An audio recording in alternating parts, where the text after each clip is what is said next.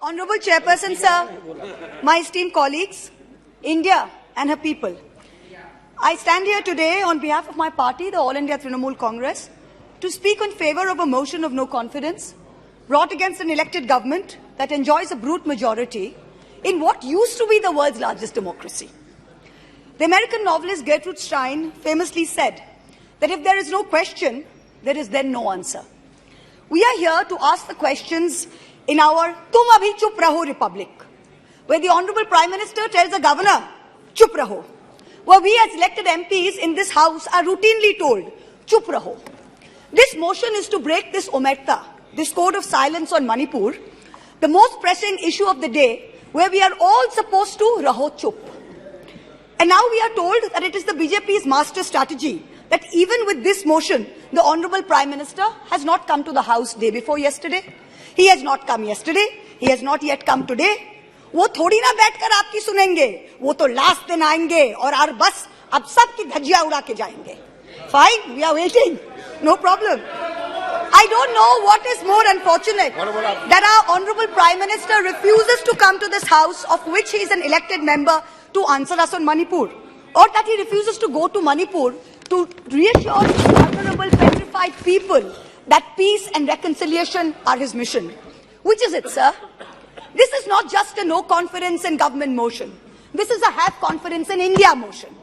Most no confidence motions are negative motions, moved with at least a moderate probability of bringing down the government of the day. We know that's not even a possibility. We don't have the numbers. We know that. Many of my friends on the Treasury benches, allies, the BJD, the YSR, have mocked us, saying, you know, you can't bring down the government. It is doomed to fail. But we as India are perhaps the first bloc that has been forced to move a motion not to bring down anything, but to resurrect something, to resurrect India's founding principles of equality and secularism, which this government has buried 6 feet under, to resurrect the right to express ourselves in a democratic framework, which you label as high treason, to resurrect the right of a non-homogeneous, diverse people to exist within a union of state, which your government insists on dividing into us and them. Make no mistake, ladies and gentlemen, this motion is not meant to succeed in this House, but the larger motion, the have confidence in India motion must succeed. Please. Will, when the people of India have their say soon, and it's for this reason I stand before you today. The Manipur issue is mired in silence and in the government's whataboutery and false equivalences. I will point these out as best as I can. The Treasury bunches have made vitriolic comments on why only Manipur. What about the instances of rape and murder in Rajasthan, in Chhattisgarh, in West Bengal? We in turn have felt compelled to ask, what about the violence in Haryana? I want to tell this House that Manipur is different, and I will tell you why. The issue in Manipur is of a hate crime against a particular community, where it is understood that police personnel of one community, possibly the same community as the Chief Minister, handed over women of another community to be raped and pillaged by a mob and made every attempt to prevent those women from seeking justice. The issue is that 2 communities today in Manipur have been pitted against each other in an atmosphere of civil war, of ethnic violence that has rarely been seen in India in the past few decades. 6,500 FIRs in 3 months. Which state has seen this? 4,000 houses destroyed in 3 months. Which state has seen this? 60,000 people displaced, 2% of the state's population. Which state outside of wartime or natural calamity has seen this? 150 people dead in 3 months. Which state has seen this? 300 places of worship destroyed. Which state has seen this? An armed standoff between the Manipur State Police and the Assam Rifles captured on video. One controlled by the Ministry of Home Affairs, other controlled by the State Police. Which state has seen this? 5,000 firearms and 6 lakh bullets looted from police stations by mobs. Which state has seen this? Please. 2 ethnic groups armed to the teeth, a buffer zone between where hill cannot go to valley and valley cannot go to hill. Which state has seen this? The chief supporter supports one group, accuses the other of being drug runners. In truth, over 15,000 acres of poppy have increased in cultivation in the past 5 years. 250 square kilometers of forest land has reduced under this chief minister's watch. Which state has seen this? Only Manipur. No other state. Only Manipur. So stop your whataboutery. Stop your false equivalences. Address the problem, Honorable Prime Minister.